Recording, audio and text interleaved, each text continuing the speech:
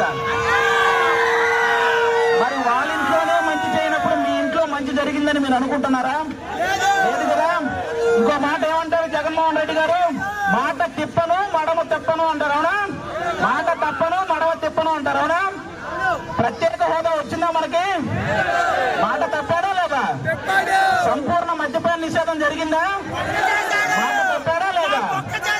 3,000 రూపాయల పెన్షన్ గెలిచిన వెంటనే వేస్తానన్నాడు, ఎప్పటికేశారు? 5 సంవత్సరాలకు కానీ అది 3,000 అనేది రాలేదు. మాట తప్పాడా లేదా? ఇలా చెప్పుకుంటూ పోతే చాలా మాటలు తప్పారు, చాలా సార్లు మడవ తిప్పారు. కాబట్టి అది సూట్ అవ్వదని మీరు ఒకసారి చెప్పాలని మనస్ఫూర్తిగా కోరుకుంటున్నారు. ఇంకో మాట ఏమంటారు? ఫ్యాన్ ఇంట్లో ఉండాలి, సైకిల్ బయట ఉండాలి, గ్లాసు సింక్ లో ఉండాలి అన్నారు. కానీ వీటన్నిటికంటే ముఖ్యమైన విషయం ఏంటి? ఫ్యాన్ 4లోనో 5లోనో ఉండాలి, అవునా కాదా? అది తెలియక మనం లాస్ట్ టైం ఫ్యాన్ 151లో పెట్టాం. ఏమైంది? కరెంటు బిల్లులు పెరిగినాయా లేదా? కాబట్టి ఈసారి ఫ్యాన్ బాగా రెగ్యులేటర్ తగ్గించి 4లోనో 5లోనో పెడితేనే హ్యాపీగా ఉంటుందని గుర్తుపెట్టుకొని ఆ పని చేయాలని కోరుకుంటున్నాను. ఇంకోటి ఏమంటారు? పొద్దున్నే ఆడవాళ్ళ అకౌంట్ లో బటన్ నొక్కితే 10,000 పడుతున్నాయి అంటున్నారు. మరి సాయంత్రం మగాళ్ళు మూత విప్పితే 30,000 పోతున్నాయి. వాటి సంగతి ఏంటి? ఎంతమంది కల్తీ మద్యం తాగి ఎన్ని ప్రాణాలు పోయినాయో తెలుసా? కాబట్టి ఇవన్నీ గుర్తు పెట్టుకోండి.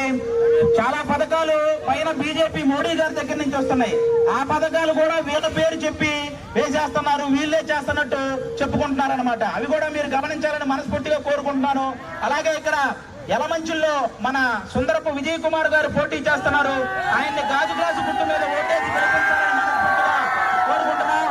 సుందరపు విజయ్ కుమార్ గారు ఆల్మోస్ట్ 13 సంవత్సరాల నుంచి యలమంచిలో ఉన్న ప్రతి గ్రామంలో ప్రతి ఇంటికి చేరువైన వ్యక్తి.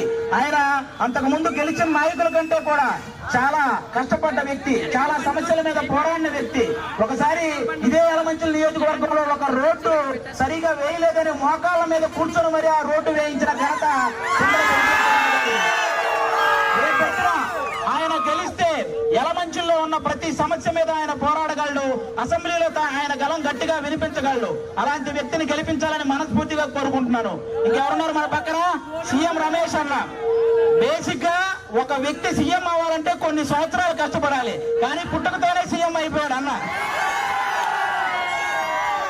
సీఎం రమేష్ అన్న అనకాపల్లి కాన్స్టిట్యున్సీకి ఆయన్ని ఎంపీ క్యాండిడేట్ గా పెట్టడం ఆ కాన్స్టిట్యున్సీలో ఉన్న ఎమ్మెల్యేలు అందరి అదృష్టం. ఇదైతే మనందరం ఒప్పుకోవాలి.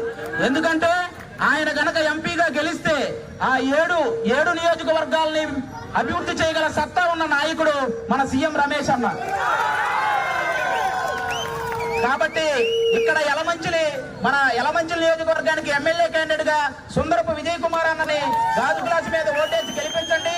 ఇక్కడ పనులన్నీ జరగాలంటే పైన మాత్రం ఖచ్చితంగా సీఎం రమేష్ అన్నే రావాలి. అది గుర్తు పెట్టుకొని అందరూ కమలం గుర్తు మీద ఓటేసి సీఎం రమేష్ అన్నను కూడా గెలిపించాలని మనస్ఫూర్తిగా కోరుకుంటున్నాను.